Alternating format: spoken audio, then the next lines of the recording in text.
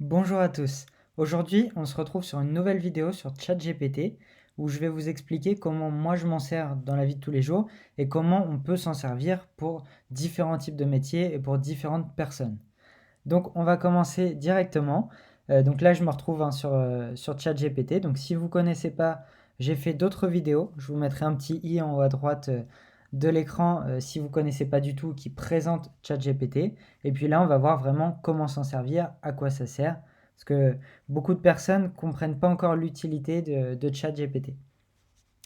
Donc, on va commencer directement. Donc, j'ai préparé quelques exemples.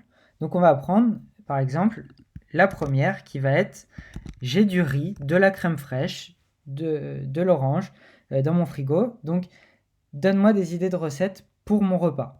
Donc là, on va aller lui demander et il va nous donner des idées sur des choses qu'on peut faire. Donc là, par exemple, il l'a mal fait parce qu'on lui a donné pas trop d'indications, mais il nous a rajouté des crevettes, par exemple. Mais sinon, vous voyez, il nous fait du riz aux légumes, crème fraîche, donc faites du riz blanc et du riz basmatique, etc. Parce que là, c'est vrai que j'ai mis que des exemples de ce qui me passait par la tête, donc il n'y a pas grand-chose non plus que je lui propose. Mais voilà, si vous n'avez pas d'idée de quoi faire comme repas ce soir ou ce midi, eh ben, vous pouvez vraiment lui demander, avec ce que vous avez dans le frigo, de vous faire plusieurs idées de repas. Pareil pour les desserts, les gâteaux, etc. Donc ça, c'est super bien parce que vraiment, ça vous évite de trop vous creuser la tête pour savoir quoi faire. Donc par exemple, si vous avez du riz, bah en fait, on se dit toujours, bon bah on va faire du riz à la crème, alors qu'il y a plein d'autres choses qui peuvent être faites et on peut aussi lui demander que ce soit fait rapidement. Donc une recette qui est en moins de 10 minutes. Et donc là, il va vous sortir encore d'autres recettes. Donc là, c'est la première chose qui, je trouve, est incroyable parce que vraiment, ça vous donne plein d'idées, des choses auxquelles on ne pense pas forcément et des choses rapides ou plus longues en fonction du temps que vous lui donnez, etc. Dans votre message. Donc la deuxième, ça va être lui demander de vous écrire un résumé. Donc j'ai préparé quelques articles. Donc écris-moi un résumé de ce texte. Et puis là, on va prendre, donc en ce moment, Elon Musk est prêt à démissionner de son poste de PDG. Donc ce qu'on va faire, c'est qu'on n'a pas le temps de le lire ou pas envie. On va sélectionner toute la page. Voilà, hop, on va s'arrêter là. Donc là, je colle le texte et je lui demande de m'écrire un résumé sur tout le texte que j'ai sélectionné. Et donc là, vous voyez, l'avantage, c'est que, admettons le matin, vous arrivez au bureau ou même personnellement, vous vous intéressez à un sujet. En fait, ce que vous pouvez faire, c'est directement sélectionner les titres qui vous plaisent, des articles, et ensuite lui demander, donc faire un copier-coller à chaque fois et lui demander de vous faire un résumé. Et donc là, c'est impressionnant parce qu'en moins de 1 minute, en gros, juste à lire ça, on a l'information qu'on avait peut-être en lisant. Bon, là, c'est pas un grand exemple parce que du coup, le texte n'était pas long.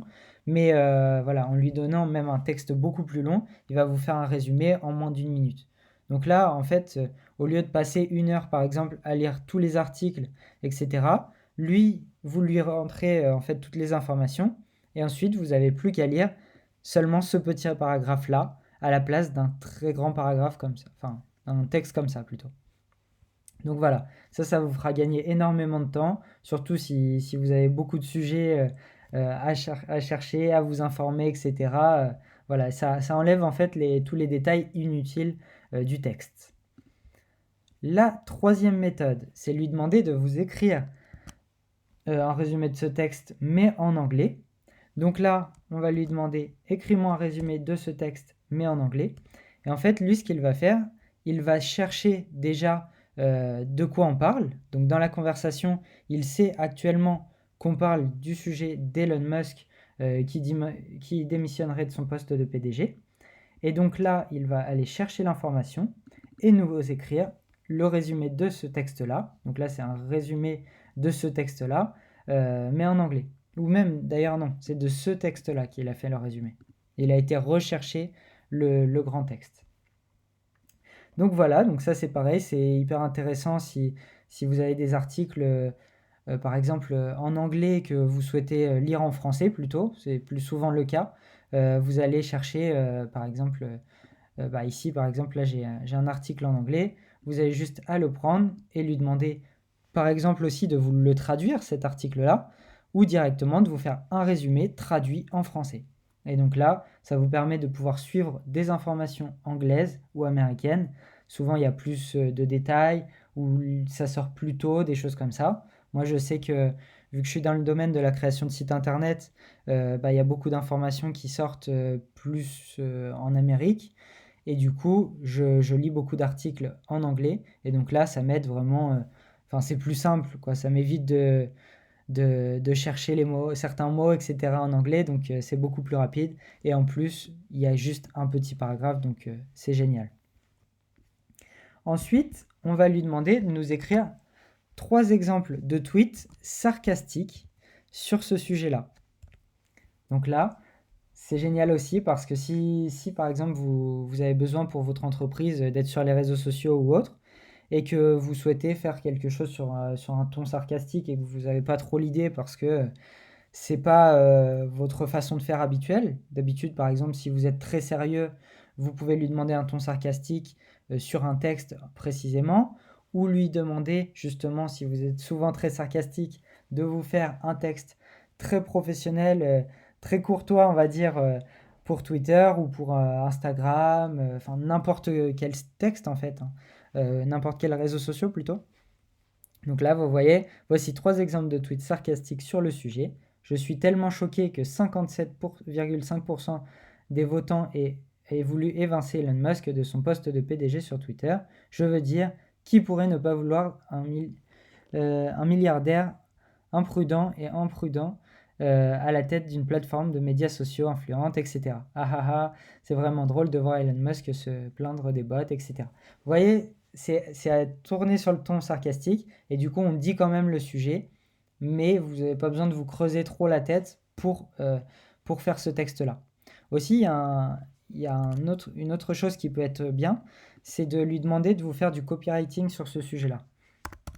Écris moi le texte avec du copywriting. Hop, et on va lui demander ce texte-là. Et en fait, le copywriting, ce que c'est que c'est un texte qui va être fait pour vendre. Donc là, ce qu'il va faire, c'est qu'avec ce texte-là, il va le reformuler pour faire comme un entonnoir de vente, en fait, commencer assez large, et puis par la suite, vous rediriger vers une vente ou vers quelque chose qui est intéressant. Donc là, ça, vous pouvez le faire sur tous les sujets si vous avez un bien numérique ou un bien physique à le vendre. Beaucoup de personnes s'en servent par exemple pour faire des textes sur le bon coin. Admettons, ils ont une voiture à vendre, et ben, ils vont demander d'écrire un titre pour le bon coin pour leur voiture qui vend très bien, etc. Donc en fait, ça va faire que si le titre est bien, les gens vont avoir plus tendance à cliquer que si le titre est pourri. Donc admettons, vous avez, on va prendre une Ferrari par exemple. Vous avez une Ferrari à vendre, vous allez mettre par exemple euh, allez, super Ferrari rouge comme neuve à vendre.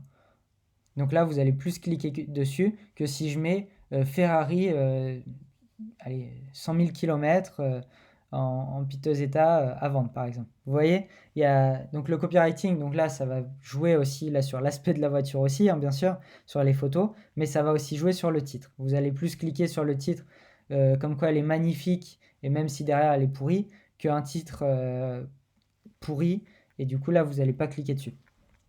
Donc ça, c'était une petite aparté. Donc voilà. Ensuite, réponds à ce commentaire. Donc là, je lui ai demandé, hein, juste avant la vidéo, je lui ai demandé de m'écrire un commentaire sur une vidéo YouTube qui était drôle. Donc là, par exemple, il m'a dit, j'ai tellement ri en regardant cette vidéo, je n'ai pas arrêté de rigoler pendant toute la durée, c'est vraiment une vidéo très drôle. Enfin, voilà, là, il en a fait beaucoup trop, hein, parce que du coup, je lui ai demandé de faire sur une vidéo drôle. Mais vous voyez, il peut aussi répondre à des commentaires. Euh, donc là, par exemple, si tout à l'heure, par exemple, quand je poste la vidéo, vous mettez un commentaire, par exemple, et que je ne sais pas trop quoi répondre sur cette vidéo-là, enfin sur ce commentaire-là, où j'ai pas le temps par exemple, et j'aime bien y répondre personnellement, donc je le fais pas, mais si j'aurais pas le temps ou quoi, je pourrais lui demander de répondre à votre commentaire par exemple. Et donc là, il m'a répondu: «Je suis content que vous ayez apprécié la vidéo et je suis heureux de savoir qu'elle vous ait donné quelques moments de divertissement et de rire». Vous voyez, c'est assez bien formulé. Donc après, si vous voulez mettre une petite touche personnelle, le laissez pas faire entièrement, enfin faites pas du copier-coller entièrement, hein, même si vous pouvez le faire. Mettez peut-être une petite touche avec votre nom à la fin ou en modifiant quelques phrases pour montrer que c'est bien un humain derrière et pas un robot, parce que le robot n'a pas de sentiment en fait. Donc il faut toujours rajouter dans tous les textes que vous lui demandez de faire une petite part de sentiment, enfin humain quoi. Ensuite, là, on va passer pour plutôt les personnes qui sont les développeurs en fait, et on va lui demander du coup de m'écrire un script en HTML, CSS. Donc HTML c'est tout ce qui est texte et CSS c'est tout ce qui est visuel, en gros, hein, pour faire un bouton sur mon site. Et donc là, il m'a donné donc le HTML, tout ce qui est visuel. Donc là, le bouton, il est là, mais il serait moche. Et donc là, il me fait ensuite toute la forme du bouton en fait pour qu'il soit plus beau. Donc là, ici vous voyez, il m'a créé le bouton. Après, on met ce que l'on veut comme texte à l'intérieur, cliquez sur le bouton, etc. Et là, il m'a créé, donc on voit, et derrière, il nous a mis des commentaires en plus, donc ça c'est génial. Pour les personnes qui ne s'y connaissent pas du tout en développement, ça peut être intéressant. Donc là, vous voyez, donc ici, background color, ça veut dire la couleur de fond. Et du coup, il nous a mis ce que ça voulait dire derrière. Et ici, ça, c'est le code de la couleur. Donc voilà, la couleur du texte, la bordure, les espacements, etc. du bouton. Donc voilà, là, il nous a créé un bouton tout en code. Vous pouvez lui demander de vous créer, je ne sais pas, un jeu de blackjack. Vous pouvez lui demander, en fait, de vous créer plein de choses. Donc après, vous pouvez aussi lui demander que ce soit en Python. Enfin, vous voyez, il y a plein de possibilités. Il sait tout coder, il connaît tous les langages par cœur, il connaît vraiment tout. Et après, à vous, bien sûr, de changer ici si la couleur, vous ne voulez pas que ce soit celle-ci. Ou vous pouvez lui demander, si vous ne savez pas quoi faire, de vous ajouter ce code-là avec une couleur de fond du bouton qui sera par exemple bleu, noir ou blanc ou une autre couleur. Donc voilà, ça c'était pour la partie développement. Ensuite, on peut lui demander aussi si par exemple vous avez beaucoup d'amis à qui souhaiter Noël, vous n'avez pas trop le temps parce que c'est les fêtes, vous êtes dans les préparations, etc. Vous pouvez aussi lui demander de vous créer un message type en anglais pour vos amis anglais ou pour impressionner tout le monde, par exemple, comme quoi vous savez parler anglais ou voilà. Et donc, il va vous souhaiter en fait un joyeux Noël à vos amis en anglais. Et donc après, vous pouvez lui demander dans n'importe quelle langue, en chinois ou n'importe quelle langue en fait. Donc ça, c'est sympa pour faire des petites traductions. Et ici, et puis même, si vous n'avez pas d'idée de quoi faire comme message, par exemple. Si vous n'avez pas l'idée de quoi faire comme message pour souhaiter un joyeux Noël, ou si vous savez que vous ne le formulerez pas très très bien parce que vous n'êtes pas tout à fait bilingue, ça peut être intéressant et ça évite d'utiliser en fait Google Traduction ou DeepL. Et puis là, pour les personnes qui sont en recherche d'emploi, par exemple, écris-moi une lettre de motivation pour un poste de web designer. Donc ça, j'ai mis mon métier, hein.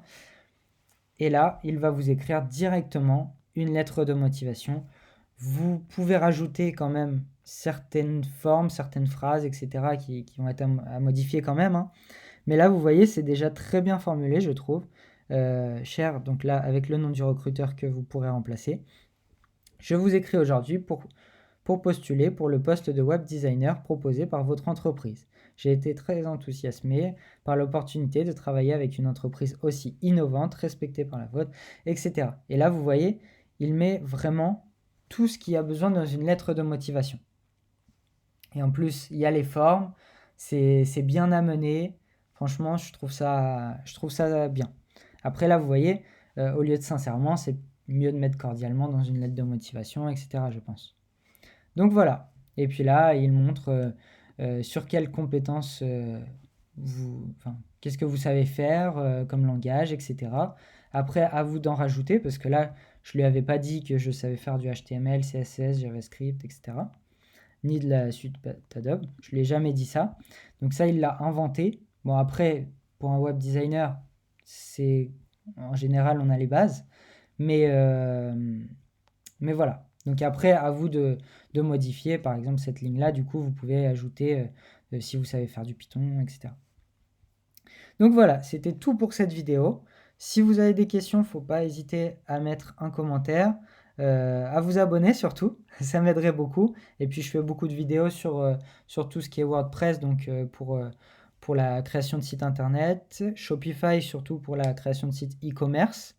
Et puis voilà, sur du web design, sur plein de sujets différents, sur les intelligences artificielles, parce que ça me passionne, j'aime bien. Ça fait plusieurs années maintenant que je regarde un petit peu tout ce qui se passe. Et puis celle-ci, je la trouve vraiment exceptionnelle.